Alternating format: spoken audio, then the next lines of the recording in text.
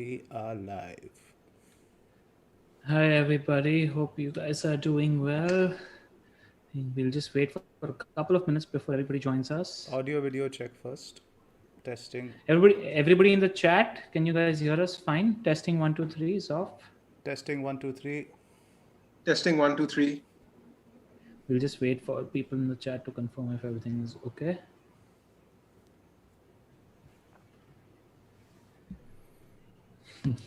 Everybody's using good morning, good afternoon, good evening in the chat. You have to give credit to Swan for that, right? I never actually mentioned Absolutely. Yep.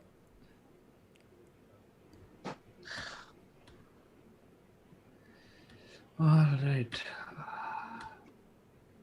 Bakar, how was your week without us, man? It was all right. I had classes last week, so I was busy preparing for my exams. Turns out they might get postponed due to COVID, anyways. it. Yep. Yeah, and like it's they're a bit all over the place actually. I mean, there are rumors that they could schedule it online, but they're giving us an option of either carry forward the attempt to the next Next is in December, next December, yeah. Or alternatively, I can appear online. I'm not sure. I have to Is it decide something whether. you can take online? It's a lot of tests, it's not possible. The thing is, I can take it online, but it's gonna be a hell of an ask because given the writing time, Exactly. even I am a very quick writer in general, and even I, while physically attempting the exam, I struggle to complete it. So while typing, I don't think I'll stand a chance. It's all But maths, right? It's like you have to show your work and all that stuff also. yeah, exactly. So it's I don't know. It's a bit of a tricky situation. Yeah, doesn't sound very practical to do it online. We've got 175 in the chat, so if you want to wait for a minute more. Let's wait till 5:35. It's 5:32. Let's wait till 5:35. Also, that's what you're calling it these days, Bakar? Classes? Of course. That's a code word, right? Between you and me. My video is apparently a bit stuttery. I think it's the internet. I think I should switch to hotspot. Let's see if that works better. Just switching to hotspot, guys. Give me a second. Is my connection stable as well? Because I'm using hotspot today as well. My Wi-Fi isn't working. Your audio video seems fine. Okay. You guys can hear me now? Yep. Yes, it's very clear. Just change the connection. People in the chat have just changed to hotspot. Is it better now? The video, just let me know about that.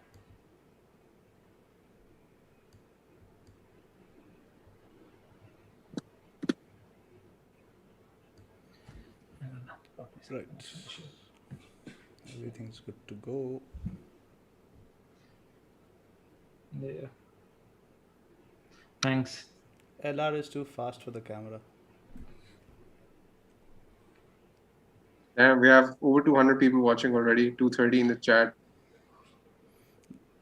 Right. Right. Let's go live then. Let's get started. Let's go.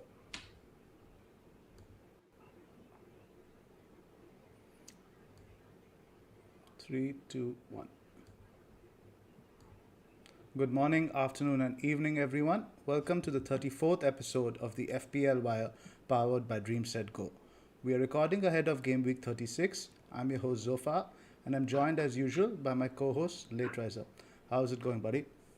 Second last pod of the season before, I think, which is relevant to this season. How do you guys feel about that? I mean, we're on to episode 34 and we've done a few wiring up episodes on the side as well. How does it feel? I'm glad we started this. I'm so glad we started this. It feels nice to just do this here, especially in a season where it's been quite a shit season for me. So yeah, and missed this guy who's in the bottom window out here in the last two pods. How you been, Bakar?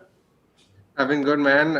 Yeah, I mean, it's been quite a journey. I've loved podding with you guys this season, and honestly, it's like the break you need especially when you have a poor week.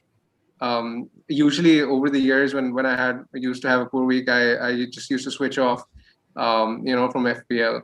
But now I think this pod has been a very welcome breakaway. for me to sort of recollect my thoughts heading into the next game week, because it's very important um, to sort of switch on and off when you should. So I'm very grateful to be on here with you guys who've been very supportive throughout, regardless of how I have been doing poorly or greatly, Yeah, I mean whether it's on and off the been field. it's been my worst season of my playing career, like by a distance. But I don't think I'm going to blame either of you all for that. I think it's all been my shitty decision making. But things have been looking good in the last 4 or 5 game weeks. I mean, I was 1.2 million, sitting at 700K right now. I've taken minus 12 in the last 2 game weeks, and all 5 of those transfers have paid off quite massively. So yeah, I'm happy with that. I sold Bale, Kane and Reguilon this week. Got in Robertson, who else did I get? DCL and Bruno Cap this week. And yeah, everybody is returned who I got back in. All the 3 guys I sold have blanked. So I've gotten lucky with that, I think, because I thought Kane was very lucky to not have any points in that game against Leeds United. Excited, free hit this week, very excited. I don't know if the Aguero testimonial is going to happen from an FPL point of view, but yeah, looking forward to chatting with you guys. How was your week, Bakar? My week was fairly average. It wasn't anything great. I'm on 61 points at the moment. I did not have Greenwood, unfortunately, and that's cost me big time. I remember picking Jota over Greenwood around 3 to 4 game weeks ago. I remember chatting to Zoph as well at the time, and at that time it seemed like a very 50-50 decision. So much so that Jota's numbers, I expected him to fare better, but somehow or the other he hasn't been converting his chances, while Greenwood has been very clinical.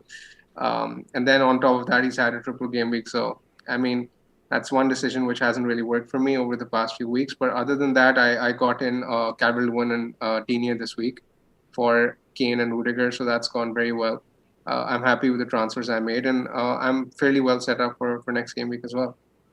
Our host here has had a really, really good week. His team has been doing well in uh, both the competitions. Champions League pretty much sued up, and Champions League final. And I hear you got a PlayStation 5 as well, so you've been spending your time playing that as well. Good week for you, Zoff. Good week. Good week. Absolutely 10 out of 10. Good week for all the results. West Ham lost, Leicester lost, Spurs lost. Looking good for top 4 now. I think it's pretty much in our hands. Yeah, I wouldn't be surprised. I think the City game was the main one in terms of giving the others, the chasing pack, some I hope. didn't expect us to win that game, I'll be honest, especially after Tuchel said that he's going to rotate players. When I saw the lineup, Alonso of all people scoring the winner, I didn't believe that happening. But I mean, I was fairly confident Chelsea would get something out of the game after I saw City's lineup, because it was something he hadn't done previously as well. So I quite fancied your team's chances after that. Yep, that penalty though, Aguero's penalty, that was... I did not expect him to... That call was that. infuriating as a Mendy non-order. Oh my goodness. Mixed Oh my feelings over here as a Chelsea My fan. God. As a Mendy Literally fan. gifted 11 points on a plate, Mendy. I saw Pep's reaction to that penalty, and I was like, Aguero's not going to happen on the free hit. No, the hat which he had tipped is firmly back on. Firmly back on. You never know though. If he does give him that chance, I reckon Aguero is going to be very, very hungry. I to mean, make up for. 38, he's definitely going to play the last home game before the fans. Yep, but yep. this 36 now, I'm sure like Pep will just want to finally get it done. Yep. We'll talk about City. I think Bakar has got some very interesting City stats lined up for later. We can do the formalities now, Zoff. Yes, let us do it. A quick word about our sponsors. DreamSetGo is a global portal for fans to gain access to sporting events around the world. Accommodation, flight tickets, hospitality, stadium visits, everything can be tailored exactly to your requirements. They also do celebrity experiences, which include masterclasses with your favorite sports celebrity, or something as simple as birthday shoutouts. You can find links to the products in the description below. The FPL Wire is a part of the Fantasy Scout Network, and all stats used in this podcast are taken from the FFS members area. Please sign up if you haven't already. It always gets me. This tone of yours. It's You don't change it ever. It's almost if he's recorded it on a tape and just plays it in the same tone, the same volume every single week. And it's such a difficult follow-up act to follow, because inside I want to chuckle, right? But I need to do my bit as well. That's why I go first. Anyway. Seriously. Anyway, a big thank you to OneFootball for sponsoring today's stream of the FPL Wire as well. This app is available on both Android as well as iOS, and it's completely free to download. Click on the link in the description below. You can follow news about your favorite teams as well as general news about the top 5 leagues. I think you want to be following the La Liga right now. It's got loads of stats about every game, including those relevant to us as fantasy managers, such as shots in the box, shots on target, and loads of other stats.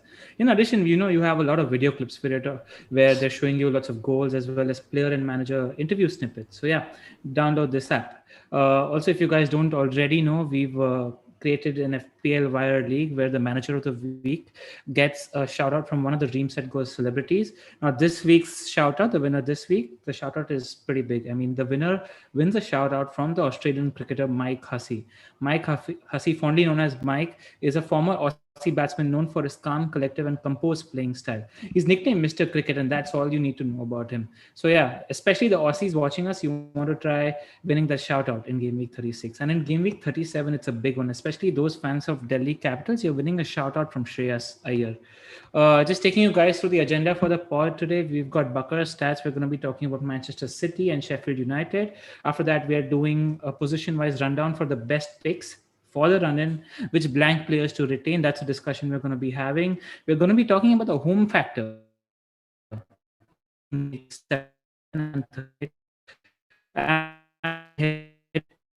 we'll be having some free as well. After that, you have your usual fare. You have your hot fixtures, captains, teams, and Q&A. Bakar, the floor is yours. Before that, we've got 388 in the chat right now. So guys, it'd be great if you could just hit the like and subscribe button right now. Get those numbers up because it really, really helps us. Bakar, on to you.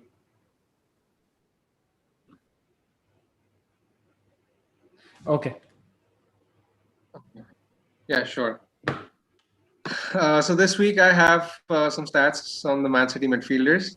Firstly, I've compiled a comparison between Foden, Mahrez, De Bruyne, and Gundogan on the basis of their last 4 Premier League starts.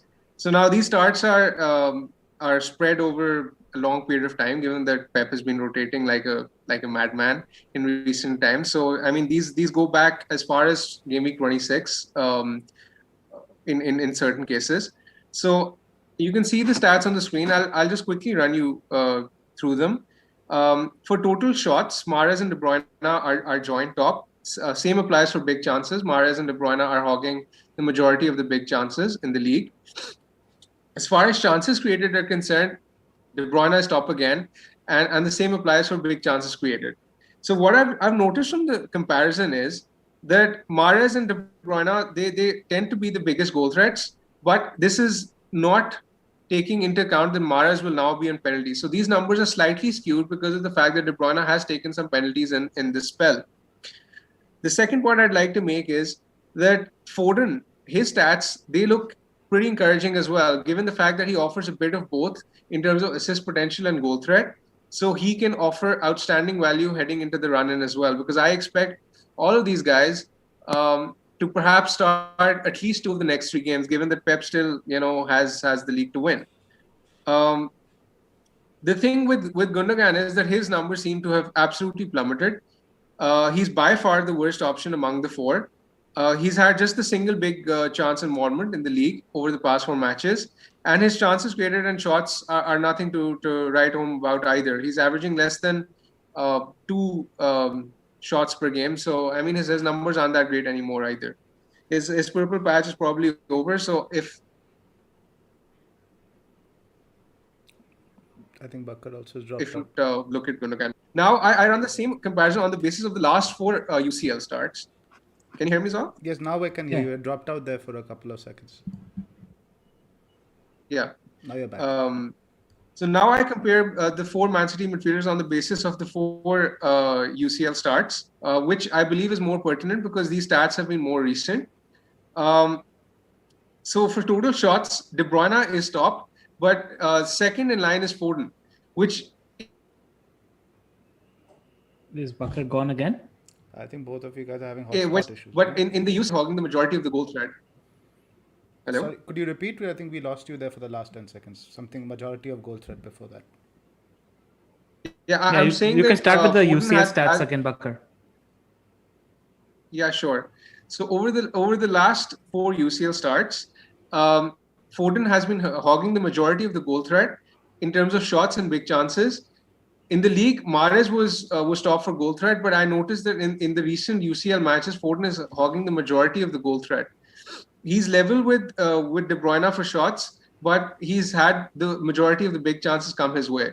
In terms of chances created, Mahrez has the highest creativity and the highest number of big chances created as well. So the points to note here are that the similar trends are we're witnessing with Foden and Mahrez, that they're hogging the majority of the goal threat as compared to De Bruyne, while Gundogan he's had no big chances, no big chance created, so he's had little big chance involvement in the UCL as well. So similar trends are being witnessed. Newcastle, I've noted, they're conceding abnormal amount of big chances down their right flank. In the last 6 matches, they're top for big chances conceded on the right, and the same applies when I extend the sample to the calendar year. So to put things into context, Newcastle have conceded 34% more chances down their right as compared to the left this season, 147 compared to 109. So what I'm trying to say here is that Foden should get plenty of joy because he's going to play down that left hand side, and he's in prime form and he's well placed to exploit Newcastle's weakness down the right flank. Got it. I think Who plays this on the is right going to for Newcastle? at the back. Yeah. Sorry? Who plays on the right flank for Newcastle? Just wondering why they have so much of a lopsided thing in the defense. That just tells me how Newcastle defense. I haven't even looked there this season. I have no idea. I think at one point. Yeah, I have no idea who plays on the right as well. Is it Mankio? I think it used to be Lewis at one point, but I think after that he dropped out. Yeah, never looked at those defenders ever this season. So where do you pull these stats out from? Exactly. For UCL? I mean, Dummett was playing on the left this week. I'm pretty sure it was Mankio. No, it wasn't Mankio actually. It was someone else. Where do you pull these stats from for UCL? I used the FootMob app and SofaScore as well. Something to note. FootMob is brilliant this season. The amount of additions that they've made, absolutely. I mean, this is not even an ad. Sponsored by OneFootball. Someone in the chat is someone in the chat is saying. So we have different opinions. Actually, there are a lot of people who are saying Murphy. There are some people who are saying Kraft. Because it's very sometimes also. No? It's a very irrelevant conversation. I reckon. Exactly.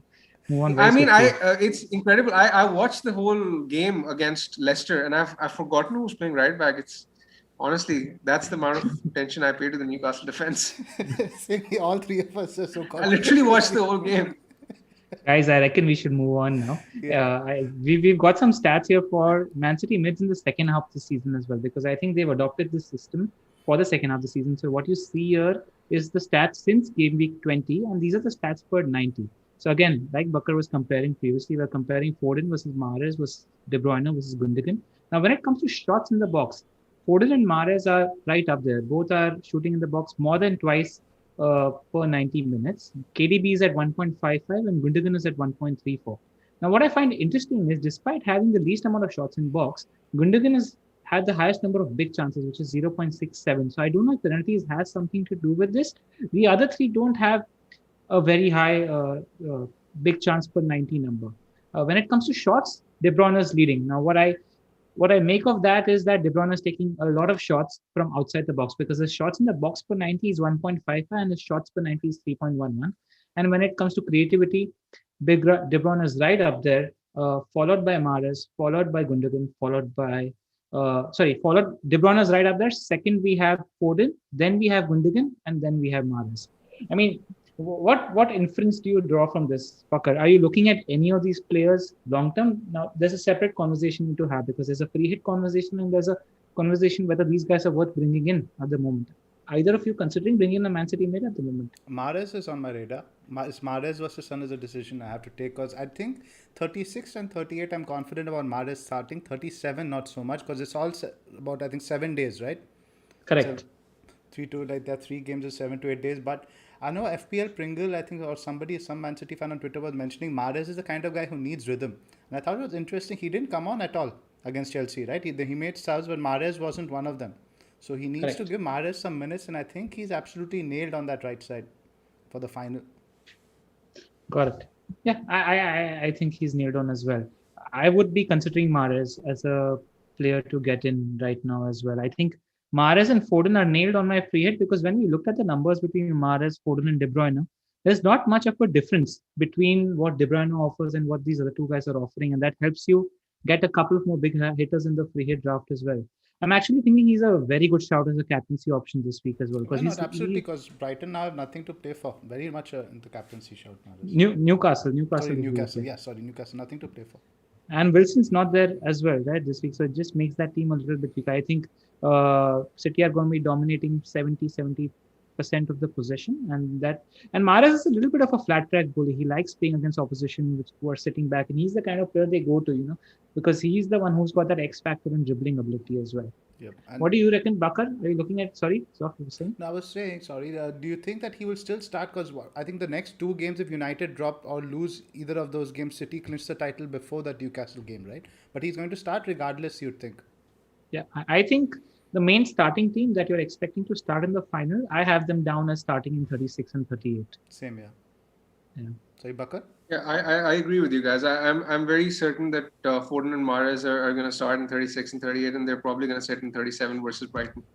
So on a free hit, both of them would be absolutely nailed in my team, and I might have even considered a triple up with De Bruyne had I been on free hit actually. But other than that, I mean, the question which is facing me is whether to sell Bruno for one of them, because this is tough. Because I also have to look into a consideration, and I'm sure this is the case with a lot of other managers who don't have the free hit available as well. Whether to sell Bruno for a City mid right now, because Bruno has Fulham in 37, and I will bring up some stats on Sheffield United later on as well. But once a team gets relegated, I mean, I highly question their morale, and I fully expect United in this form to beat Fulham quite comfortably. So I'm sure that Bruno next week will be a great option. So this is what I have to decide between, whether selling Bruno is for the City mids is worth it. Yeah. If you're talking about, I mean, we'll get right into it. If we're talking about for people like you who don't have a free hit, in my opinion, I'd have Spurs above Man City because I reckon they don't play the 37 game, the main starters. I have them down for playing 2 out of the next 3 games. And I don't think that's going to be the case with the Spurs assets. We're going to be talking about that later.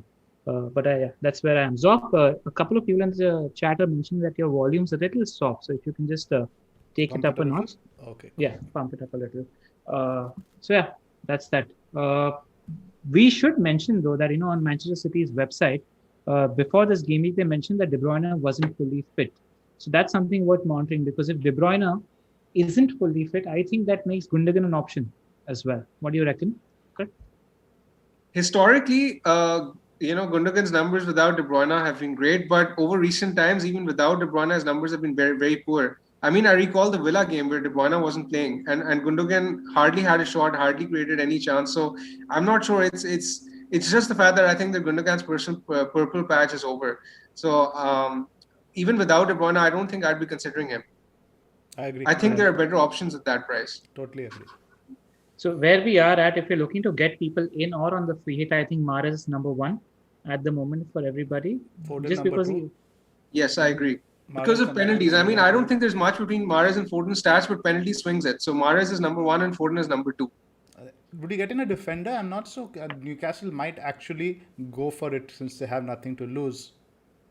I would have been worried about it if Wilson was there because he's the one who I think can run behind that defense and trouble them, But now they just have St. Max, who's going to be slightly dangerous. So I think the chances of City having clean sheets have gone after that Wilson injury. Fair enough. And Newcastle concede a lot from set pieces, so Mr. Stones could be a decent shout. I would probably have a City defender on a free hit because it's partly to the fact that the other options on the free hit in terms of defense don't seem too appealing. I mean, there's Trent and Digne, who are the only obvious picks. Other than that, I'd struggle to find a defender. I mean, Dallas is Burnley, and I'm pretty sure that Dallas will score. Sorry, Burnley will score.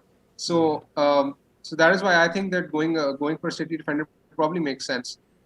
Cool. Yeah. Should we move on to the Sheffield bit? Yeah. Yeah, sure. Go for it, Bakar. So the second stat I've compiled for you guys is Sheffield United. I've compared their performances under Wilder with their performances after he's been sacked. So as you can see in the data shown on your screen, Sheffield United's big chances conceded per game have risen from 2.41 under Wilder to 3.38 post Wilder, and so has the average XG conceded, which has risen from 1.53 to 2.41. Now these decline and in stats is they're very alarming, considering the fact, when you put it into context, Sheffield United have conceded 27 big chances ever since Wilder has left in eight games. So that's over 3 big chances conceded per game, and only only two other teams have conceded more than 20 big chances during this spell. We have seen over recent weeks that the likes of Bale, Benteke, Nacho, Vardy, Lacazette, they've all already hauled against Sheffield United. So I don't think the strategy of going Sheffield chasing is a bad idea. I mean, even from now on, and I was discussing this with Zoph the other day as well, even if you just primarily focus your transfers on getting in attackers who play Sheffield United, I think that has a lot of upside. I mean, you look at the likes of Calvert-Lewin this week, Saint Maximin next week, and then Chris Wood, who's the favorite of the pod in Game Week 38. I mean, it would be fitting to end the season getting Wood in Game Week 38.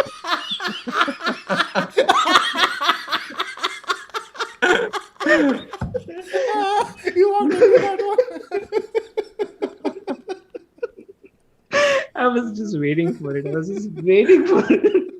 Bakar, did you have that plan? It would be fitting. It would be very fitting.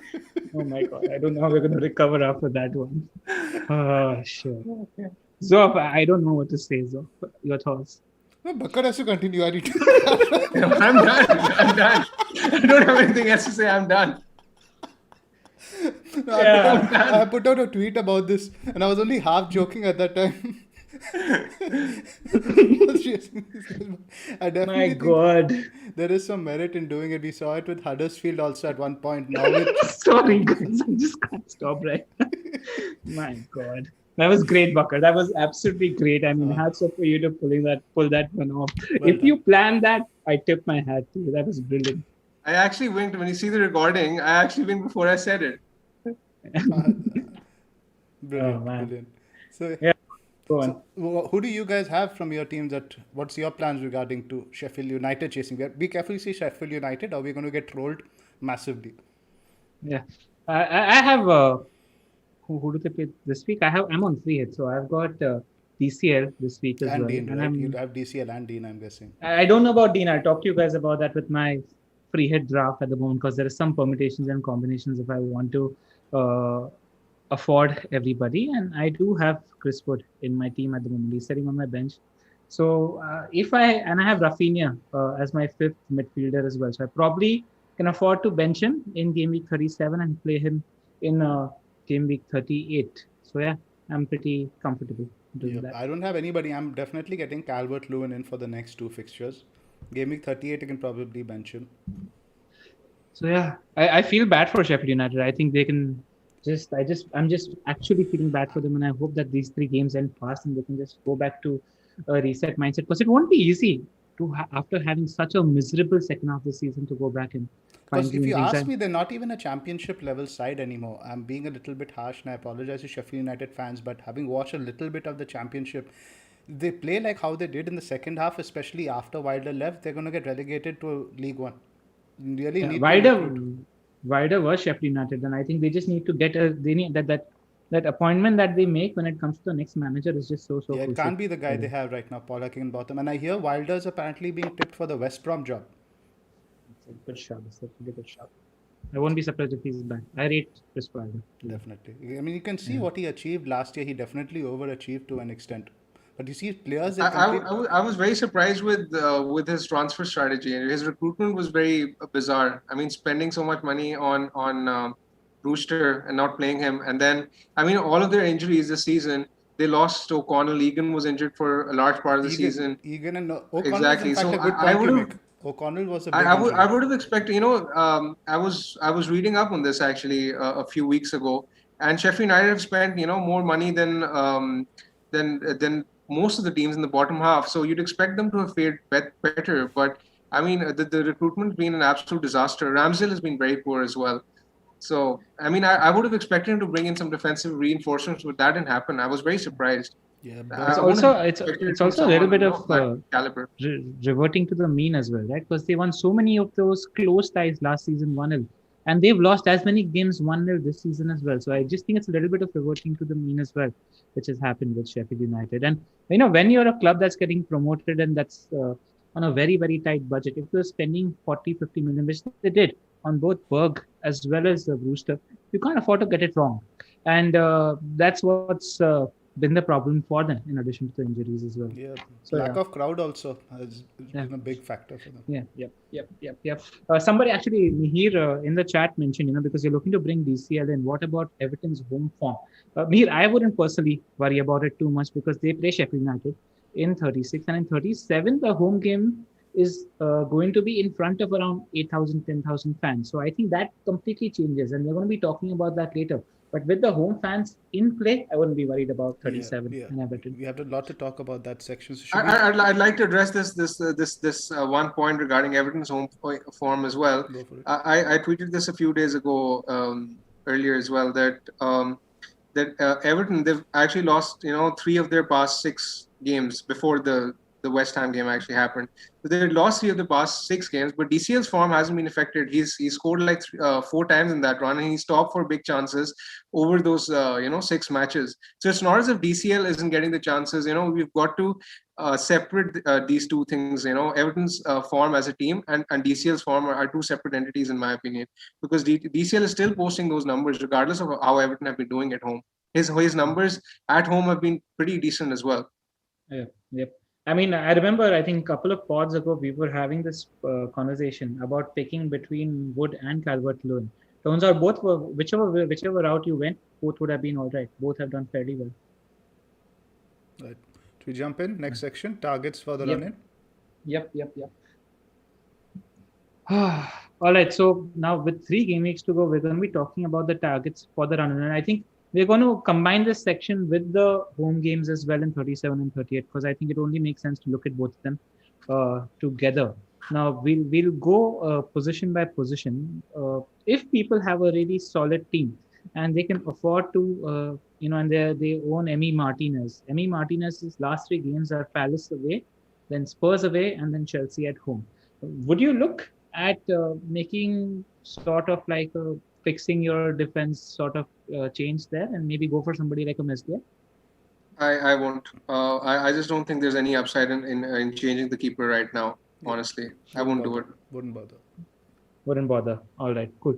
So let's not waste time talking about the keepers because I'm on the same page as well. I just don't see much upside in chasing a goalkeeper transfer. When it comes to defenders, though, West Brom, the 3 teams, the 4 teams I reckon that are worth targeting that have good fixtures until the end of the season. There's Liverpool, there's Leeds United, there's West Ham, and then there is Spurs, I believe, who have a good end to the season. I think Dallas has to be the number 1 option if you're looking to get somebody in defense and you don't own Dallas. Trent? Dallas would be one. Sorry, Zoph. I was saying definitely, surely you'll put Trent over Dallas, right? If you're not looking at money. Yeah, if you're not looking at money, yes, Trent over Dallas. I agree. But I'm guessing most people own Trent at the moment. Just stating out the fixtures as well. In Liverpool in 36, they play West Brom away. They play Burnley away in 37. And in 38, they play their home game in front of the fans against Crystal Palace. So those fixtures look absolutely good. If you don't have the Liverpool positions filled, I think that's why you prioritize your transfers at the moment. So you're talking about Leeds United have Burnley away, Southampton away, and West Brom at home.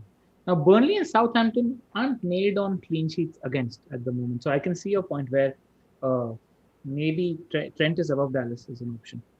Correct.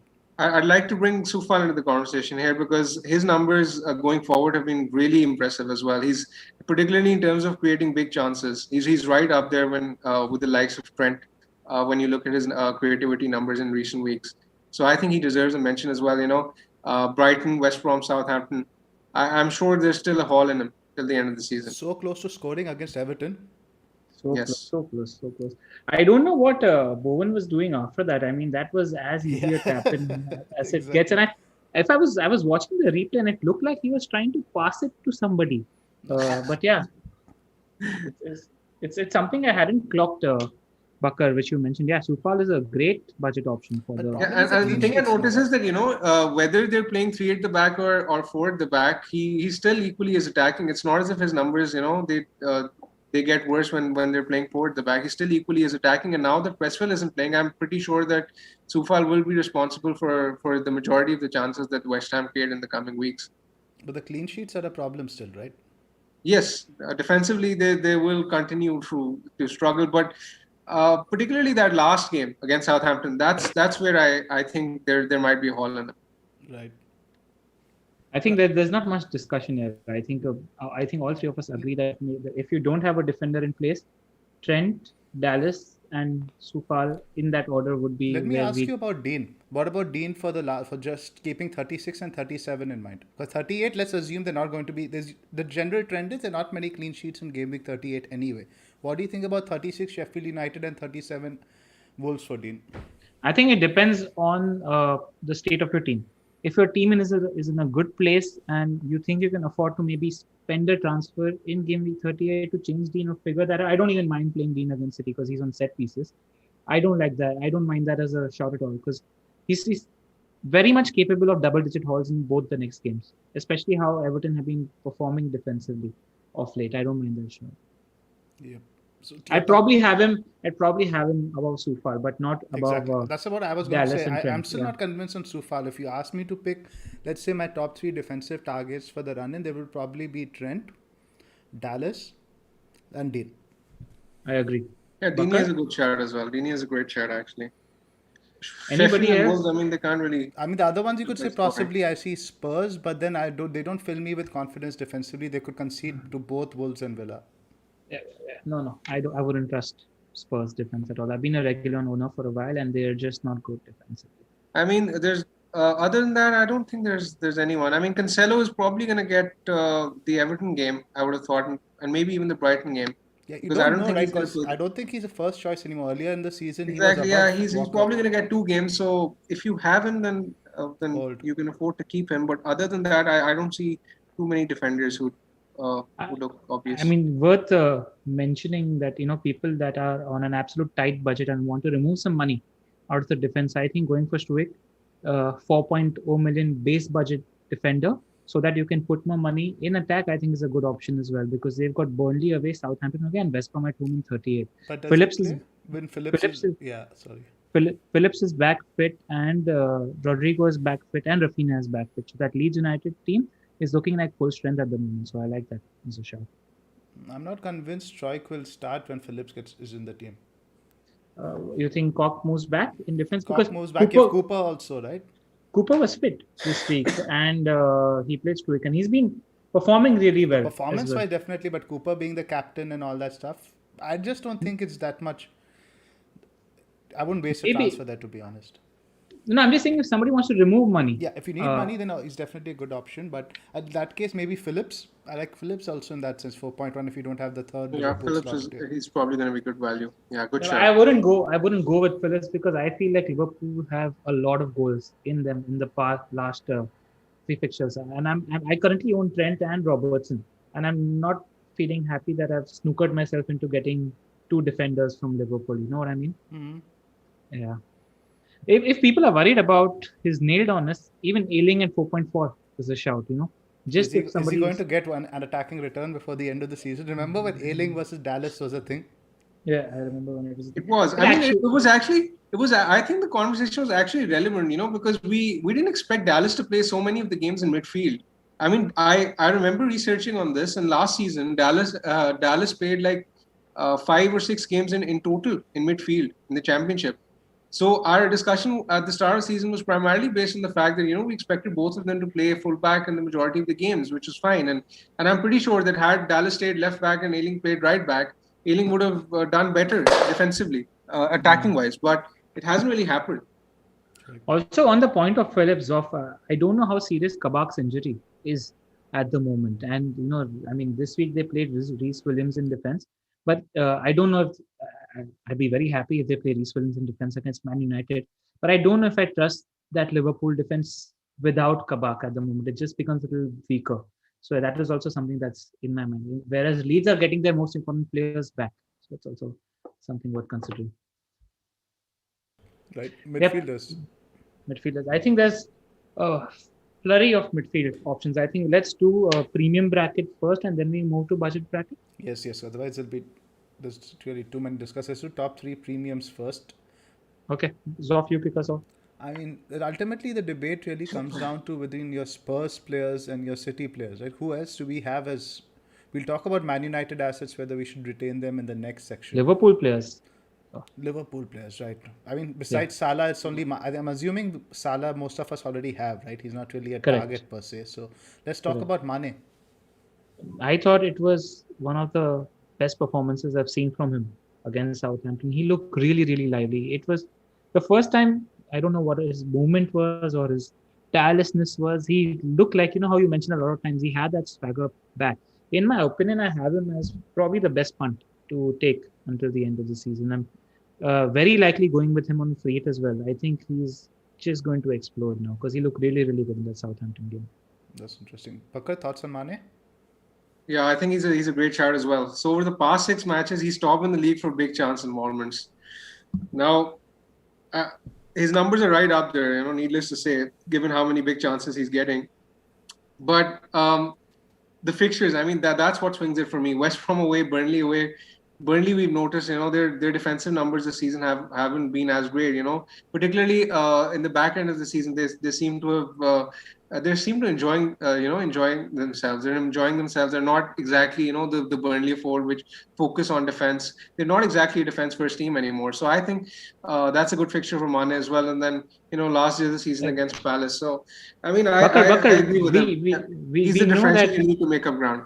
We know that Liverpool have the good fixtures. The question is, do you think it's worth paying 6 million more than Jota and maybe compromising on another big hitter and go for Mane as a differential? That's the main question. This is a big question, but the thing is that if I was buying someone now, I don't think I'd buy Jota because Jota seems slightly at a greater risk of rotation than Mane. And even if he decides to play 4 attackers against the weaker teams, that's still a guess game, right? That's still guesswork. If I was picking one, I'd rather go for Mane because he's the short of starts. Yep. And you're essentially looking for. I think he's a decent captaincy option as well. If you're looking to chase in the league as well, I think he's one of the best options out there. Now, a lot of people are coming and telling me that Mane is as much of a rotation to risk as Jota is, and they're going to continuously change. I don't think that's the case. I think Liverpool have 4 games now, and they don't have any cup games to play otherwise. And all 4 games are like cup finals if Liverpool do have to have a shot at the Champions League. So I'd be very surprised after that performance if I see Mane getting rested in the West Brom game. Okay. I don't think that rotation is going to happen. Right, should we move on to now the Spurs mids? Who do you guys prefer from Bale and Son? I mean, that Leeds United game, Bale is like Jekyll and Hyde, isn't it, when it comes to home and away? He didn't look on the money at all. And in my head, I was like, yeah, Bale's not an option on the free hit. And then I went ahead and looked at Bale's stats when it comes to home games. And he scored 9 goals this season. All of his 9 goals have come at home. His last 5 home appearances, Sheffield United, at home, he scored a hat-trick. Against Southampton, he scored a goal. Against United, he just played 8 minutes as a sub. Against Palace, he got a brace. And against Burnley, he got a brace. So in his last 5 home appearances, he's got 8 goals. In his last 4 home starts, he's got 8 goals. There's a game against Wolves this week, and I'm considering getting him back in my free hit because I looked at those home stats. And then in Gameweek 37, it's the first time Bale is going to meet those Spurs fans and playing in front of the crowds. I think he'll be pumped up to put on a show in that game against Aston Villa as well. So I think he's a good option. Not saying Son is a bad option. I was worried that Son, would be on last legs and he's been tired, but he's looking very sharp as well. I don't think you can read. I understand what you're saying about the stats versus home versus, but I don't think you can read into the Leeds game, because that game he was getting completely overloaded on that side. So I wouldn't read too much into that. Do you think he starts all the remaining games? I think he does. I think he does. He's not going to be playing Lucas Moura or something. I think he's going to be starting, especially after his home record. I'd fancy him to start. I think he's a good differential. But I don't think Son is a bad option. What do you I think don't about think double Son is a up, bad getting both? option. I think Kane is essential. Uh, Golden Boot chasing Harry Kane is a very bad bet to make against. And It's interesting honestly, because I know Bakar does. Bakar sold Kane. That's why I'm leading into this I sold Kane conversation. as Kane as well, and he's going to be. He's the one I'm going to look to get back in game week 37 because I just have too many memories of a Golden Boot chasing Harry Kane and Salah's on his heels. So I won't be surprised if we see Kane getting a brace or a hat trick very soon. I don't think you compromise on Kane at all. Bakar, where do you stand on the Spurs attackers? Also, just wanted to actually add this point. I wouldn't be surprised if Kane is leaving Spurs this at the end of this season. I think this is one of his last chances to get a big team move, and he'd probably want to put on a show in his last 3 games for Spurs. Also, if that is the case, so it's another factor that plays in your mind as well. Yep, Bakar. So I've done plenty of research into this argument between Son and Bale. So I was looking at Bale's numbers, and I noticed that each one of his 9 goals in the league this season, they've come against the bottom half teams at home. Now that looks particularly promising for him, given that Spurs have Wolves and Villa coming up, both of them at home, and these are exactly the kind of matches that Bale has done well in.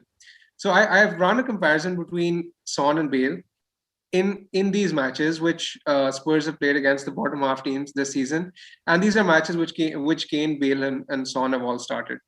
I mean, I have used this comparison because I expect the trend to follow and continue in the next 2 games because they're bottom half games as well, and they're against weaker opposition at home. So in these kind of matches, shots inside the box, Son is at 2, Bale is at 10, big chances, Son is at 1, Bale is at 5, chances created, Son is at 14, Bale is at 5, big chances created, Son is at 5, Bale is at 1. So now what that tells me is that in these kind of games, Son is going to take up more of a creative role, and Bale is going to be the goal scorer. So if I was picking one right now, I would definitely go with Bale because I think he has the higher upside, and I don't think he's particularly at risk of being benched as well because these are exactly the kind of games he's done well in. What do you reckon? Yeah, Zoph? I think Bale will play all the remaining games, and it's interesting. I've heard rumors that he's already renewed his deal for next year. They're going to keep him on loan for another year. It's not confirmed yet. It's from one of the Spurs ITK accounts on Twitter, which means that the general feel around the club is good, that Bale is going to stick around. So, but the thing, I can't really split the two very easily because there's a feeling of a comfort blanket with Son, right? He does take a lot of set pieces. He feels more nailed for 90 minutes. Yeah, that's a big factor because Bale is very likely going to be subbed in the 65th for the 70th minute. Son is going to give you 20 more minutes, more likely. So let's rank these premium midfielders. Let's put the City midfielders in consideration Yes, as well. absolutely. We have to put the City mids in there as well. When we spoke about them, so let's not talk about them. Zoff, why don't you rank the premium midfielders top 3? And let's assume that Salah is a no-brainer. He has to be in your team. Son, Mahrez, Bale. Son, Mahrez, Bale. Bakar? I'd probably go Bale, Mahrez, Son. All right. Interesting. I have Mane number 1 because I think he's got the 3 premium, like 3 fixtures that are gold. And I actually have Mane ahead of Son, actually. Yeah, I'd have Mane ahead of Son. Yeah, Mane would be number 1 for me. At number 2, I'd have Son because I think he's going to get more minutes than Bale. It's between Son and Bale, whoever you fancy. But I think those 20-25 minutes at the end are going to be mattering. At number 3, at Mahrez, because I don't think he's going to start 3 games. I think he's going to start 2. Correct. I'm actually thinking of getting both Son and Bale this week. I'll talk to you guys a bit later about that. Triple up on Spurs attack. Yep. I wouldn't. I just trust Liverpool and City more. I already have 3 Liverpool slots taken. Now that's the problem. That's going to be a case with most people. A lot of the Liverpool slots, most people already booked in. Because especially with the double, right? Most people would have had 3 Liverpool on the double anyway. Fair enough. Zoff, are you ignoring DCL this week? No, he's probably coming in for Iheanacho. Son, Bale, and this one, Calvert-Lewin is probably my planned 3 transfers. Nice. All right, forwards. I think again very interesting discussion because actually let's move to the mid-price midfielders as well because I think Rafinha is in the conversation, Lingard is in the conversation as well. A lot of people are thinking about selling Lingard at the moment, and I don't think it's a good idea because Everton correctly assessed West Ham's weakness and said, you know what, have the ball and come at us because we are happy to play counter. And West Ham's strength is to counter, which I think they will get to use in the games against Brighton as well as Southampton at home. And I think these games suit Jesse Lingard. So if you're a little worried about, Lingard's numbers going down, I don't think it's a good idea to sell him at this stage. I think the next 3 games, I fancy Lingard to do well because the games and the opposition suit them. What do you guys think about? I totally agree with that. And they still have, even though they might be effectively out of Champions League space, they still have Europa League to play for. That race is still quite close, and that Everton has come quite close to West Ham now. That with that result last week. Yep, yep. And then Rafinha is obviously Right. a monster. Let's just His do last- the rankings real quick. I think I Yeah. would be going. More. Go ahead. Yeah, I was just gonna bring up this conversation regarding Lingard because I have some numbers in this as well. Go You know, for it. a lot of people expect this game against Brighton to be easy, given the Dunk will be missing. Weltman is a huge doubt, but I was looking at some of the numbers that Brighton have had in games without Dunk this season. So Dunk has missed three games this season between game week 6 and 8 against Burnley, West Brom, and Spurs. Brighton's defensive numbers over that run and their season averages in general, they aren't too dissimilar. So, for example, in those games without a Dunk, Brighton have conceded one big chance per game on average, and their average XG conceded per game is 0.9. So when I look at those numbers with Dunk in the team, their big chances conceded per game are 1.3, and their average XG conceded is 0.9. So the numbers are pretty much the same. I don't think just the fact that Dunk will miss the game will all of a sudden mean that Lingard will haul big. I don't think that's going to be the case. And Lingard's numbers, they've been on the decline as well. So I was looking at his numbers. So from game week 22 to 31, where he was on his prime and on his peak, he was averaging 44 minutes per shot inside the box. That is now plummeted over the last 4 matches to 120 minutes per shot in the box. Minutes for a big chance has gone down from 160 minutes per big chance to 358 minutes per big chance. He's averaging less penalty area touches as well. So initially when he was doing well, he was averaging 23 minutes per penalty area touch, but over the past 4 matches he's averaging 45 minutes per penalty area touch. So he's dropping deep to get the ball. I don't think this game against Brighton will be easy for Lingard. I think it's probably going to be another blanker. I don't think he's going to haul big. Bakar, you need to give context to those stats though, because in the last 4 games he played Newcastle. Newcastle were happy to give the ball to West Ham and say attack because we know you like to counter. Chelsea absolutely bossed the game against West Ham. Burnley again were happy to let West Ham, have the ball, and Everton as well. They sat deep, and I don't think that the next 2 games out of the next 3, the Brighton and the Southampton game, are going to have the same narrative. So I just think it's about the matchup more than the I stats. think Brighton will have the majority of the ball against West Ham. Exactly, and that suits West Ham because West Ham like to counter. So I think it works in Lingard's favor. That's all. Could happen. Yeah. I think Declan Rice being back will be a huge factor also because, like you said, Lingard is visibly dropping deep. I've seen that while watching the matches, and Rice will help that. Yeah, he's dropping deep because the opposition is sitting back, right? So nobody else is taking the creative impetus. So Lingard is coming back and then trying to get back in the ball now. Against There's Brighton, someone in the chat who's asking, is Lingard worth getting in now if you don't have him? I don't think so. I think he is. I think he's underrated. Because you look at the fixtures, the fixtures are good. After Brighton, you have West Brom and Southampton. So if you're looking for a midfield target, I think he's still at 6.5ish. He's still good value. And Brighton are exactly the kind of team who will want to hawk the ball, and they do have those errors in defense, So yeah, I still wouldn't have him over Rafinha, but there is a little bit of a disclaimer that I want to add, which is Bielsa's comments this week after the game. He was asked if Rafinha and Calvin Phillips were close to making the starting 11 now, and he said no because Rafinha hadn't played in a while and Phillips only returned to training prior to the game.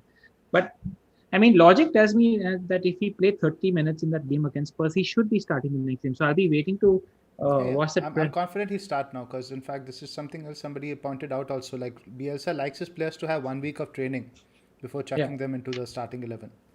No, but this was post-match, the comment. Correct. So my point is now he would have had this whole week of training. So I think this weekend, 36, he should be safe to start.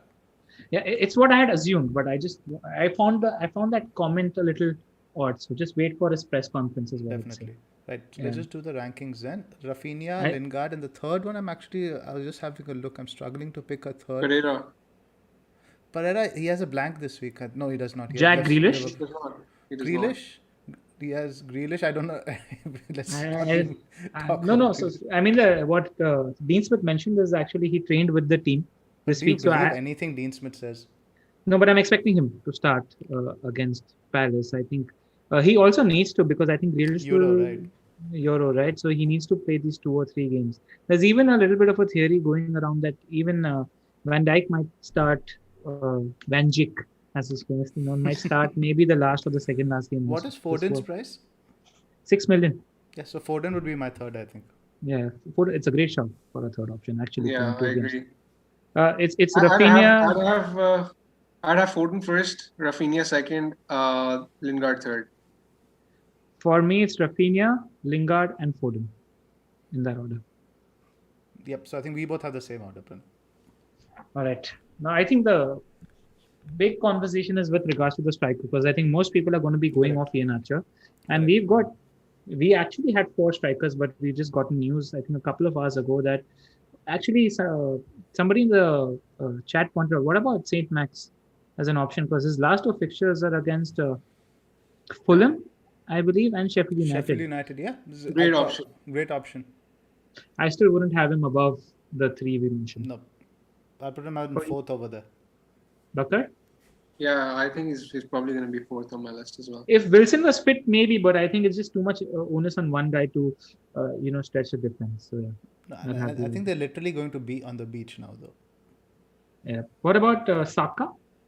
He's got a blank this game, but in 37 and 38, Palace and Brighton, he was great in that game against West Ham. If you saw the highlights, he played at left back, and he was still creating chance after chance after chance against West Ham. And I think he's going to be starting the last 2 games. A decent punt, but again, he wouldn't. The top 3 budget picks are the ones we mentioned, I reckon. Correct.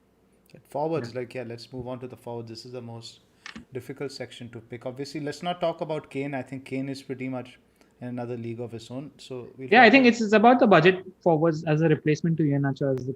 That's the conversation we need to have. Correct. And I think the 3 in contention are Bamford, Antonio, and DCL. Yeah. And Wood. Chris Wood also. And Chris Wood also. So, Bakar, why don't you talk about the strikers? I think I'd have DCL first on my list. His numbers are just too good to pass up, and I think that against Sheffield and Wolves, who practically have nothing left to play for, I think he'd be my first choice. I think he's easily sellable in 38 as well, and in Game Week 38, you can look at someone like Wood or even Wilson. I would have said, but Wilson doesn't have a good fixture. Bamford. In 38 for DCL. So for the next 2 fixtures alone, I think DCL is the one to have, and I definitely won't recommend going without him. My second pick would be Antonio. West Ham's fixtures, we've already spoken about how good they are. West Brom in 37, then Southampton in 38. And his numbers whenever he plays are incredible. It just last game week, he was top for XG and XGI, penalty area touches as well. And this season, he's been top among forwards for XGI per 90. So I would have Antonio is my second pick. My third pick would be Bamford, and then I think Wood, because I'm not sure about the next 2 fixtures for Chris Wood, Leeds and Liverpool. I think the time to get Chris Wood is in Game Week 38. Zoph? By the way, Bakar, you need to get Chris Wood in Game Week 38. That can't not happen now after the moment we've had the pod. That has to happen. Absolutely. So I think it all depends on the timing when you're making your transfer, right? If you have to make a transfer this week, I think Calvert-Lewin would probably be at the top of my list. Not so much if you have to do it in 37. So if you have to make a transfer this week, I would think definitely prioritize Calvert-Lewin, purely because that Sheffield United fixture could be anything for Calvert-Lewin. It could be 13, 17, 20. Sky's the limit for him over there. Antonio, I'm still not very confident about how much joy he's going to get against Brighton. They have these physical, centre backs, even with Dunk out. And like Bakar said, Brighton are a system-based team. I don't think the absence of Dunk is going to have that much of an effect on the defense. West Brom and Southampton after that. So you have to look at all 3. I'm looking at 37, 38. If you have to bring in somebody for Iheanacho this week, I would say it would be Calvert-Lewin with a focus on Antonio maybe for 37 and 38. Bamford number 3 for you? Bamford number 3. Because I think Bamford is a very, very interesting one because Rafinha is back, and whenever Bamford has done well, it's been when Rafinha has been playing in the pitch. He's been on the pitch, and Leeds are almost back to full strength at the moment. So I fancy a bit of Bamford again because he has a point to prove in the last 3 games for the Euros. As well, it's definitely a good shot. Yeah, and Leeds have nothing to play for essentially. But did you see Bamford's interview post-match? He mentioned that, and you can imagine a Bielsa instilling this in his players. Where he said that we're playing for the fans, and if if we didn't put in our best performance, even though we don't have anything to play for on paper, we wouldn't be playing for Leeds. And that's the kind of team that couldn't take the foot off the table. I thought they were absolutely amazing in terms of energy against Spurs as well. So for me, I think they've got a great run, final 3 fixtures. I'd go for Bamford number 1, Antonio number 2, and DCL number 3. If the team, it depends on the state of the team, right? I mean, because I'm with you can't bet against DCL this week. But if you're looking at the 3 as a bracket whole, I'd have Bamford number 1 because I think Rafinha in that team means a lot for Leeds United. I think if you're getting in Calvert-Lewin, let's say, and you can afford to bench him in 38, a lot of us have a strong front 8. If you can afford to bench Calvert-Lewin in 38, I think that's the way to go. Somebody in the chat. That would be an ideal strategy. Somebody on this chat asked if all 3 of us are definitely selling Iheanacho. Yeah, I am. I think the club is going through a bad patch at the moment and the fixtures in the final 2. I mean, yeah, he might get something against Spurs because that Spurs defense is not great at the moment. But I think there are better strikers with better fixtures. We'll talk about that in the next section about which players are we keeping and which players are we selling because we have a lot of United, we have a lot of Leicester, we have some Chelsea. Yeah. Which players should we look to keep and which should we sell? I think that will influence your targets naturally as you look for exit strategies. So have we all done our top 3 strikers? Bakar, have you given yours? Yeah, he's given. Yes, cool. I have DCL, Antonio, Bamford. Fair enough. Same page as me. Cool. Anything else to add to this section? Should we go to the players to drop? Nope. I think shame that Wilson is out of the conversation though, because he would have been an interesting differential. Exactly. Yeah. There's talk about Danny Ings being fit as well, by the way. Who does he have? I haven't even looked. He has Fulham, Leeds, and West Ham. Not bad. I wouldn't go there.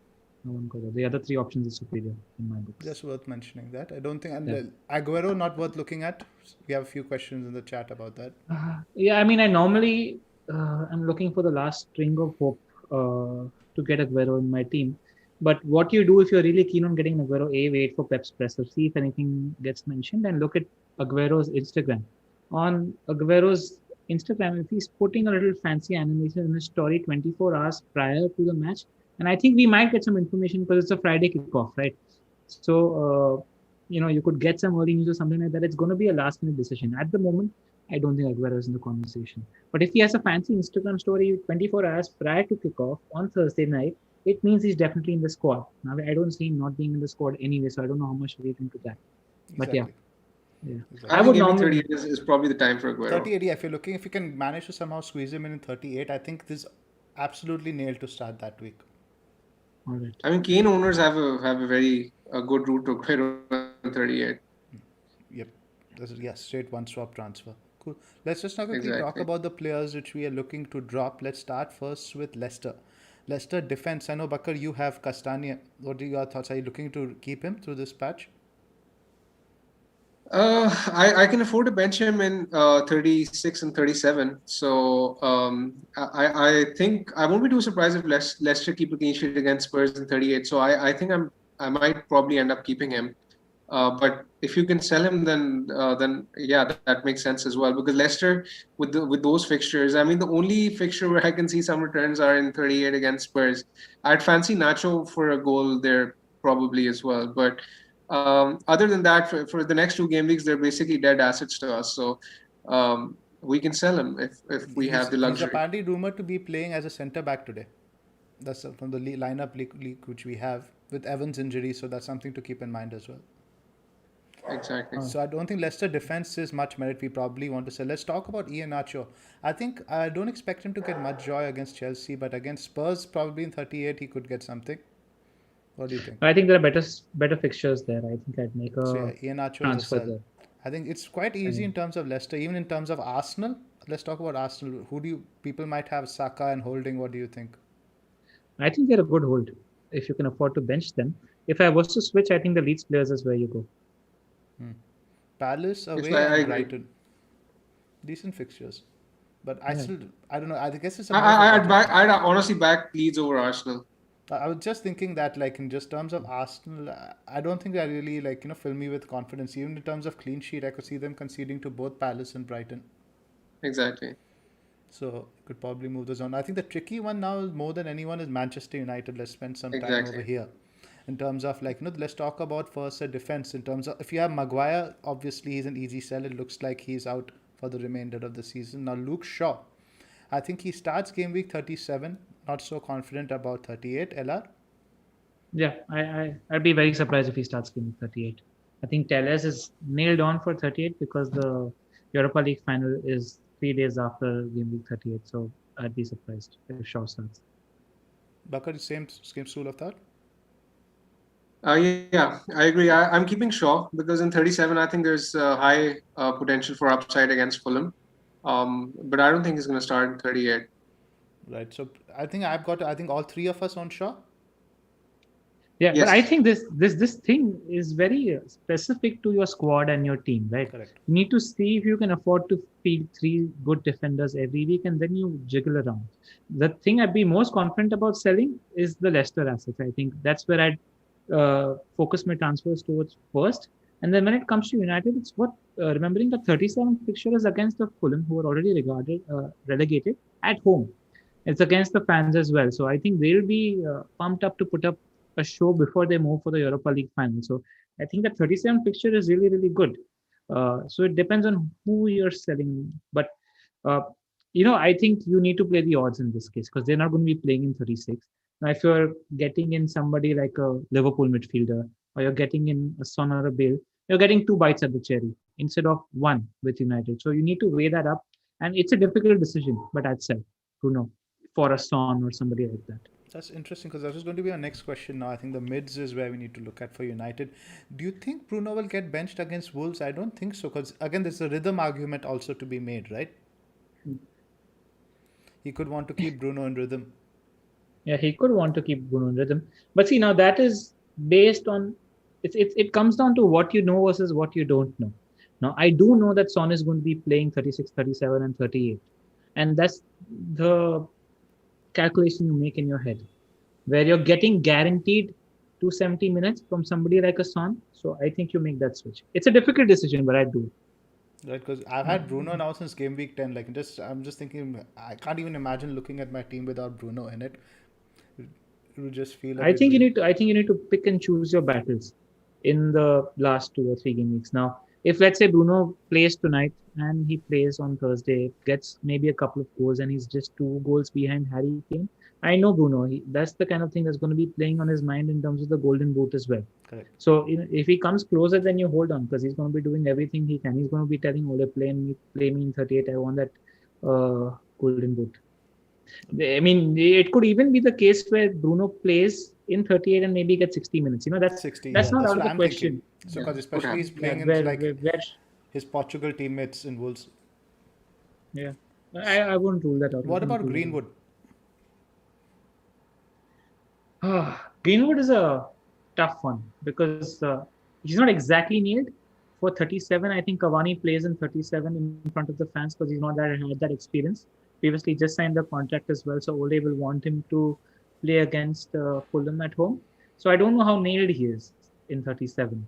I mean, And again, so what I was thinking for 37, he's not going to play Pogba on the wings, is he? He's going to play like, Pogba in midfield. He's not going to play Fred and McTominay in midfield. So you'd probably have that's a fair Rashford on the shout. left, Greenwood on the right. And like you said, it's about the crowd fans. Now, Greenwood, I know he had a bit of a purple patch end of last season. This is sort of his breakthrough season as well. So in terms of giving like, chance in front of the fans, Greenwood also the same thing applies as Cavani. Like, give the fans some joy. Yeah. Yep. And he takes up a lot less of your budget. And I think, like you said, if he's not going to start the Europa League final, then he might start 38 as well. Correct. But he's knocking on the door to start that Europa League Precisely, final. which is good for us as FPL managers because he has a motivation to do well. in 38. So I'm actually more inclined to keep Greenwood than Bruno. Yeah. You're I'm leaning actually towards selling Bruno's off?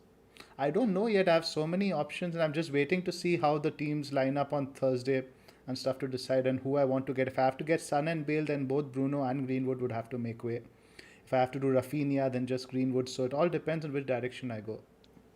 Fair enough. Yeah, but if push comes to shove, because I think I was actually reading Ragavoli's tweet where most of the people have just 9 players in 36. So you're betting against people who haven't planned too much as well. And there's going to be a lot of hits flying around. But I think there's a chance for taking if you're bringing in players from these three. Maybe not West Ham so much because Brighton, like Bakar mentioned at the top of the board, isn't a completely easy opposition. Correct. But if you're bringing in a Leeds attacker, if you're bringing in a Liverpool attacker, if you're bringing in a Spurs attacker, I think you take the tough decision and sell because there's just more bites at the cherry. That's all. I'm just having a quick look at 37 in terms of captaincy. Liverpool have Burnley away.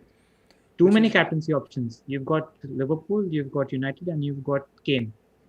Spurs game. Spurs have who? Villa They at have home. Villa at home, yeah. So that can pretty much be decent. So you don't really need Bruno for captaincy per se against. You don't need Fulham. Bruno for captaincy. Kane is actually on paper the best option. Salah is also a great option in 37. So captaincy is covered. That's I something to just keep need in to take mind more as well, plays. I think, in terms of captaincy. So what are your guys' plans with regards to the United mids? I don't have a difficult decision to make, right? That's the reason why I'm free hitting in 36 as well and I sold all my Spurs players so I could free hit them back in 36 and I can carry my United players into 37. So that was the thing. So I don't have that difficult decision. Right, on only 38 you might be overloaded a little bit with United players. And that's when it's an easy decision because there are too many options with good fixtures in 38. So Correct. I'm not too worried about it. You don't have Greenwood, correct me if I'm wrong. Yeah, I don't have Greenwood. I have Shaw and Bruno. I'm looking to keep Shaw. I'm 50-50 on Bruno. I'm not exactly sure because I think that he is one of the best captaincy options in 37. And I think keeping hold of Bruno and captaining him in 37 as a differential isn't going to be a bad strategy either. So I'm torn between that. But the upside of getting particularly a City mid is what is tempting me to make the move. Would you play that City mid in 37 then? Or would you look to bench that City mid? No, I'd play him. But I mean, one thing I've noticed with Pep is that he isn't using too many of his substitutes. So I don't think if Mahrez or Foden, particularly Mahrez, if he gets benched in 37, he's at risk of a bench appearance because Pep isn't using too many of his substitutes these days. That's interesting because, Mahrez is somebody who could come on from the bench. So it's something to command. But yeah, that's a decent shot. Mahrez is on my radar as well. Yeah. I also don't want to sit on the fence with my opinion. I think you guys need to be aggressive in the final 3 game weeks of the season, especially like you mentioned, Zoph, right? There are alternate captaincy options in 37 as well. I think when it comes to Liverpool and Spurs, there are halls there for the taking. Just go with more bites of the cherry. That's all. It's a fair shout at completely. Anything else? So Zoph, I was just checking that over the last 4 times that Mahrez has been benched, he hasn't come on even a single time in the league. That's interesting. I hadn't clocked that because Mahrez hasn't been on my radar as an FPL option at all this year, so I haven't really looked at that. I'll just be back in a second, guys. Sure, go for it. No worries. Well, Foden has had plenty of bench appearances from the bench in recent times. I don't think Mahrez is as... Did you see the team of the year that both these guys posted, Carragher and Neville? No, I haven't. I didn't read it, but I know there's been quite a lot of talk going on about it. What do you think of Foden's inclusion? I mean, and you keep in mind that this team of the year has to be based on Premier League performances, not on Champions League performances. Would you talk? I think it's a case of recency bias as well, Zoph. Right? I totally agree. That was exactly what I thought. Yes, I think it's a case of recency bias. I don't think I'd have Foden in my Premier League 11 of the season. Because neither of them had Salah and only one of them had Son. Salah is almost the top scorer in the league, man. It's just because he doesn't get 30 goals, they're like, oh, he doesn't deserve to be in the team of the year. Yeah, I mean, if it was his first season, if it was his first season, I'm sure they would have had him. Exactly, absolutely right. I think have different parameters for different people. Benchmarks, and I think and English players always get a little bit of a favoritism in these things. Exactly. I think Rashford was in Neville's team as well. Yeah, Rashford was in Neville's team. Yeah, I don't think I would have Rashford either. It was a joke putting Rashford. I mean, I don't even know if he was in United's best team on the right hand side. So he's not had a good season for us. Right. Sure. So the slide we have up now, we just wanted to mention a shout out to FPL Zoo. He mentioned on Twitter that we could see a lot of goals for the teams that are going to have fans in. So for those of you not knowing, the UK government has allowed up to 10,000 fans for each team in the game week 37 and 38 fixture. It won't be 10,000 across the board. It will depend on the capacity of the stadium. Right. So these, I think this is only the second or third time, right? There was this period in November, December when there were fans, and we saw a big upturn in goals at that point. Yep. I think those guys playing at home will definitely want to put on a show. So I think these are just halls that you want to, register in your head and plan your transfers around. Yeah, so somebody like DCL, for example, now has 2 consecutive home games. I think you have Sheffield and then you have the game against Wolves. That's why we are quite fond of him as an option. Yeah, and that home record goes out of the window because it's going to be Wolves in front of the fans. So yeah. Correct. So anything else you guys want to add, or should we move on? We can move on. I think we've done. Right, let's just quickly do captaincy for this week. Captaincy, guys, look at my free hit team. I have some questions. I know we'll get to that. That's why I wanted to get captaincy out of the way really quick. All right. It's a tough one this week because I think there are many good options. Kane versus Wolves is an option. If you're looking for a differential, Bale versus Wolves is an option. The City guys, Mahrez is an option, and the Liverpool guys against West Brom. Or even DCL, or even Calvert-Lewin against Sheffield United. Yeah, Calvert-Lewin against Sheffield United at home is an option as well.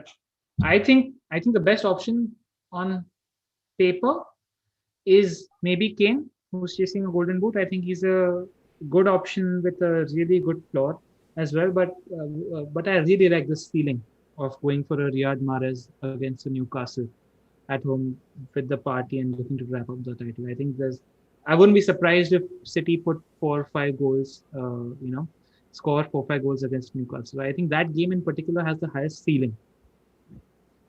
Correct. So, but I'm on Salah. I'm on Salah as well. I was just about to say. Yeah, but I think West Brom will be deflated after going down, and Liverpool's attacking numbers are good. And I just hope for a fact, that they start just converting many of their chances, because I still think, despite Salah having so many goals this season, and he's been doing well in FPL terms of late as well, I still think he's underperforming. There is a big hole in him, I think. Correct. I totally agree. I think at this stage, incentive plays a big part. So, and Liverpool definitely have all the incentive to go first. So, what is the gap between matches? I think Liverpool play Thursday, Sunday. Does that worry you with regard to Salah?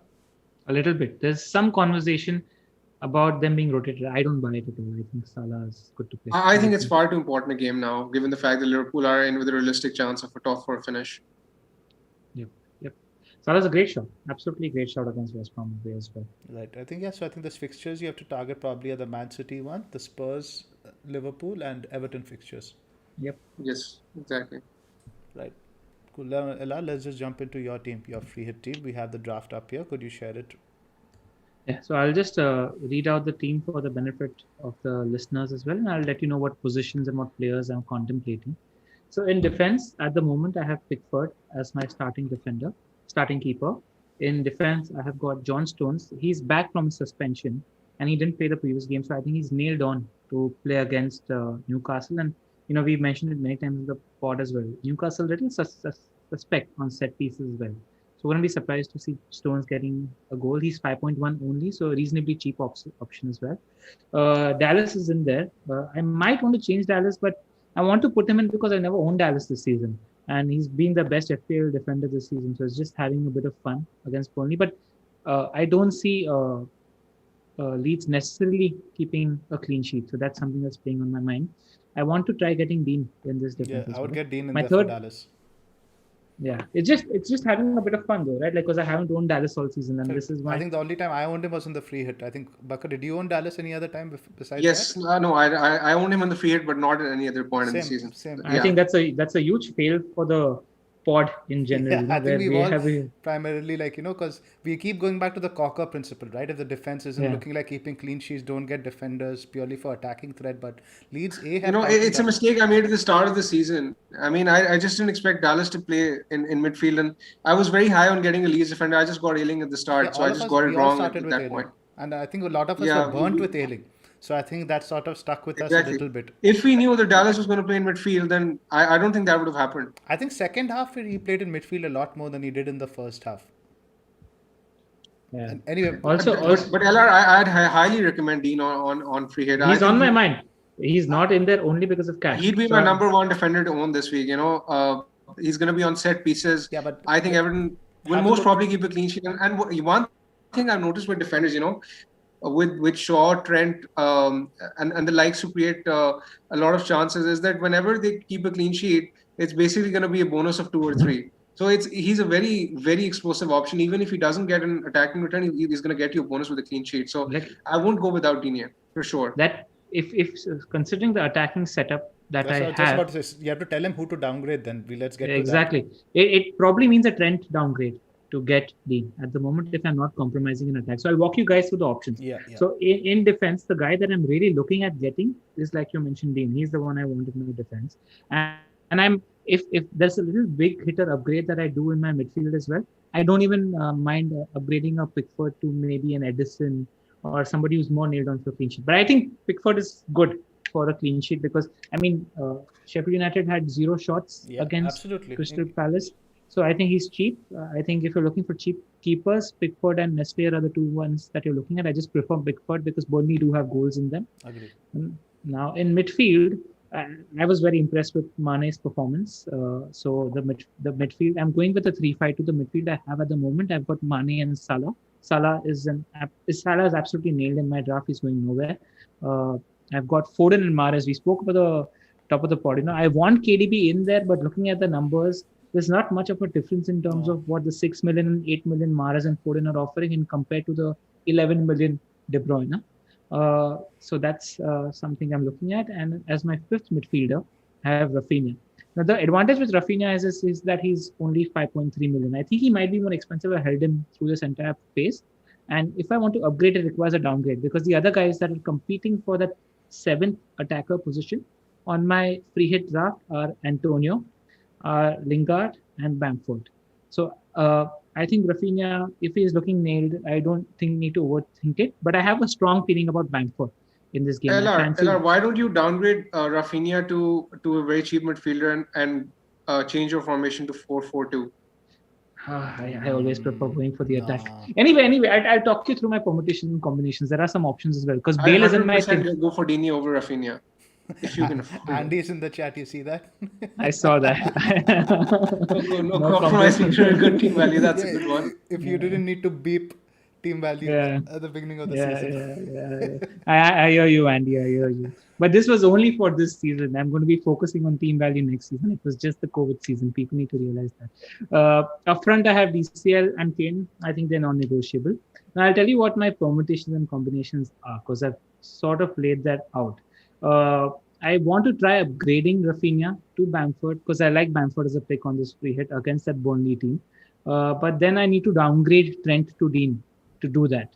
I don't necessarily mind that because I don't know if Liverpool are nailed on to keep a clean sheet. You know what I'm saying? So it's a fair compromise if I'm thinking about it in my head. And then the other big move that I can potentially think about it, Diego Jota is especially rested against Man United. And if I think he's got a good chance of playing in game week 37, is that I can downgrade Mane to Jota and I can upgrade Rafinha to Bale. And with that, I can even upgrade my Dallas to Dean. So even that is I think that is probably likely to happen. I don't think Jota is going to play against United. I think this would improve your team significantly as well. Yeah, that is there. But the thing is that Mane is my strongest gut feel. I saw his performance against Southampton and I thought he was really, really good. I mean, he's a biggest differential also. Like in terms of differentials who you have here and ultimately free hit, you have to go for differentials at this stage. So Mane, Foden, Mahrez are really your differentials because Rafinha, a lot of people have held on to him to a certain extent. And Rafinha, though, keep in mind, while he is a great asset, he's only had 1 double-digit haul the entire season.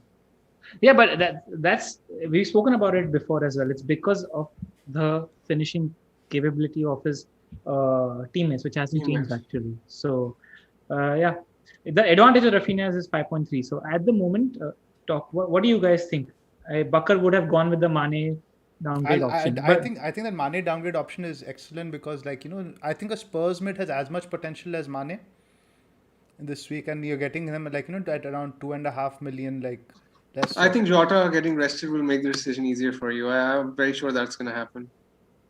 Fair enough.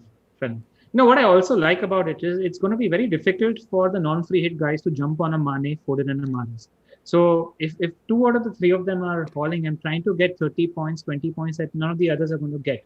So I quite like that as a factor as well, because it's not easy for people to jump on this on these players. Correct. Yeah. So it does give me an additional big hitter, but I don't think Bamford is the bad option at 6 million odd for this week against a Burnley defense that's been leaking goals. Definitely. Yes. So that's where I am at the moment. I still haven't. I just want to say it because if I post my team on Friday with Aguero in there, if I get a little bit of a sniff also that he's going to be starting or something like that, he will be in there. This draft will look completely different. But at the moment, I'm not considering. You're quite wedded to the double city mids. Yes, because I think they offer so much value at 14 million. Getting in on that City. How many times have they scored? Like, keep them a little bit of a. They've not been as attacking and as free flowing a team as we have usually seen. At 2-0, they control games. So just keep that in mind. Who do you go for though? I mean, who's offering as much value as a 6 million Foden and 8 million Mahrez? I mean, a 9.1 million. Again, it all depends whether you can get the cash. And also, it's the party on Friday. It depends. If like United lose against Liverpool or Leicester, then City have clinched already, right? Yeah, and it's a party, right? It's the day they get handed over the trophy, so they're going to celebrate. They get handed the trophy in the last home game. Yeah, irrespective, they want to put on a show, right? They won the trophy. There's nothing to worry about. At the same time, you still want to back teams with incentive, right? I get what you're saying. But I think maybe you're getting one of them makes sense, but maybe you're going too hard on a team that might not have anything to play for. Who do you go for instead? Who do you go for instead?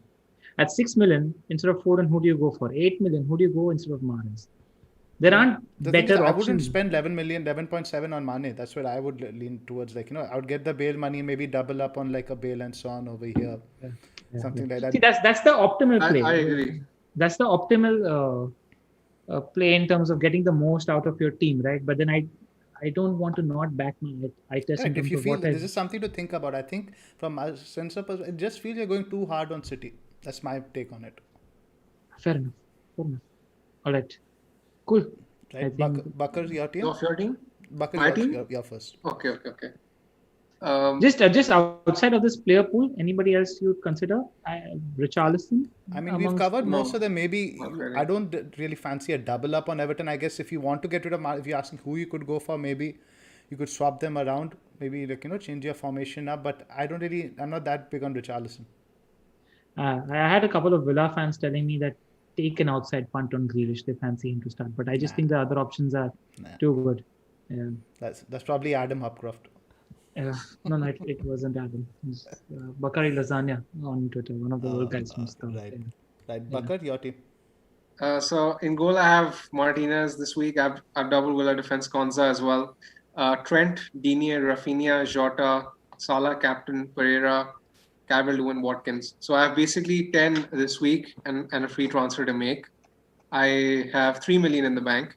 So the two moves I'm considering are either selling Bruno for Bale or Mahrez, or the other alternate move is to sell Iheanacho for Antonio or Bamford. So these are the moves I'm considering. I don't think I need a hit because I can field 10. It's which way are you leaning with that move? It's actually tough. I think it's literally I'm literally on the fence. You could even do Castagne to Dallas, I think Burnley will score this week. I thought about that, but I think Burnley will score this week. Bakar, prioritize Kane. How the hell do I get Kane in my team? Downgrade Fernandes. Yeah.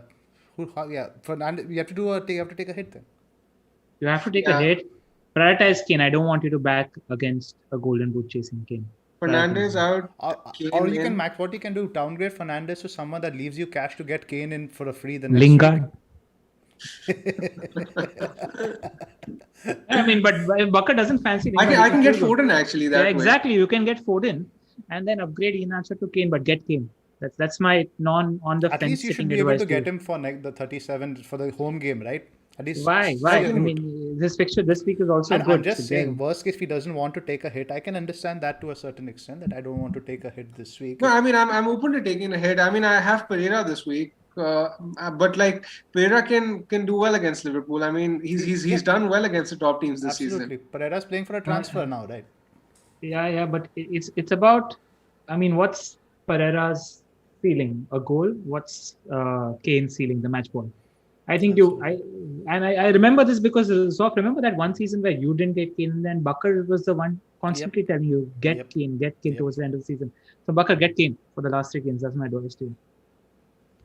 All right, I'll let me see if I can actually afford it. Fernandez out for Foden, and Kane in for Iheanacho. You can. Right. You can just do a simple math here. 3 million in the bank. You can. Yeah, I can. Yeah, it's easy. How much more do you have? 3 million. No. As in, if you do that move, how much more money do you have? 8.2. 8.2. Can you afford Mahrez? You can afford Mahrez. Mahrez is 8.2 exact, I think. 8. Mahrez is 8. Yeah. That's a shout. Anything else you Yeah, like that? Mahrez is 8. I can get Mahrez instead of Foden actually. Yeah, that would be better because I like Mahrez more because he's not as susceptible to bench appearance. And penalties. I like that move a lot. Yep. 2 very high upside players that you're getting in. You probably bench Pereira, I guess then. Yeah. Yeah, Pereira or Rafinha. Yeah, Pereira definitely. I guess. Definitely Pereira. But yeah. Okay, it's off your team. Moving on. I really like the moves, by the way. Thanks for the suggestion, Ella. Yes. My team is in a bit of a state this week. Martinez in goal. Saiss, who got benched the last game out of nowhere. White, TA, Jota, Lingard, Salah, Kane and Brewster. So effectively, I have Saiss, who might not play. Greenwood and Bruno, who definitely won't play. Brewster, who might as well not play. And then Shaw, Rudiger and Iheanacho, who won't play. So, but fortunately, I have 2 free transfers and 2.6 in the bank. So there are many ways I could go with this. Initial thought was do something like Greenwood to Rafinha and Iheanacho, Brewster to DCL and Antonio. That sort of sets me up well for the run-in. And you get to keep Fernandes as well. I get to keep Fernandes for 37, which I like. And that way I can even afford to bench Fernandes or DCL, who I have to in 38. Or the other option would be getting rid of Greenwood and getting something like Mahrez and Bale in for Greenwood and Fernandes and DCL in for Brewster with cash left over for Iheanacho to Antonio the week after. Both good shots. Yeah. Both good shots. I reckon you will go with I have a feeling you're going to go in with DCL and Rafinha. Right? Because you like Bruno, you like the safety blanket of Bruno. I like safety blanket of Bruno. And I also have the option of not taking a hit and fielding Brewster. I could go Greenwood to Son and this one, Iheanacho to Antonio and ignore DCL. But I'm a bit scared of what DCL can do this week. Fair enough. Sure. Cool. Should we move on to the Q&A? Yes, we can move on to the Q&A. Before we move on to the Q&A, we have 590 in the stream right now. Thanks for watching, guys. Hit that like button, get us to 200 likes, and hit on the subscribe button because it really, really helps us. So yeah, make sure you do that, and we can move to the Q&A, guys. Hit us with your questions. Many times you bet against Kane this season, Bakar. I think around your free hit. Also, you were without Kane and thinking about ways to get him on. Have you not had Kane? It's been incredible. Every single time I've had Son, Kane hauls. Every single time I've had Kane, Son hauls. Yeah. It's been an absolute joke, honestly. But anyone who so sold Kane got a bit lucky, I thought, this week. That offside call was quite marginal. I thought it really shouldn't have been called offside. Then he hit. My congratulations in advance to every Son owner out there because I'm not considering him this week. Also, big shout out to Whether. He was also a patron as well as a regular watcher of the pod. He's in the top 1,000 this season. So that was just well done. Well done. Good job by you. Zoph, he's asking an important question. Chelsea defense, stick or twist? I think you might as well stick it, especially if you have Rudiger. I see possible clean sheets.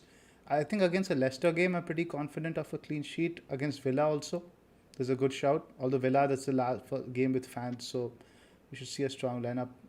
I think And you stick. still have everything. You still have everything to Everything to play play for. for. Christensen's injured, and how long is his injury? We Any don't know idea? yet. It could be either short term or it could be like another couple of 2-3 weeks to rule him out. But I don't think he'll be risked now in the remaining league fixtures.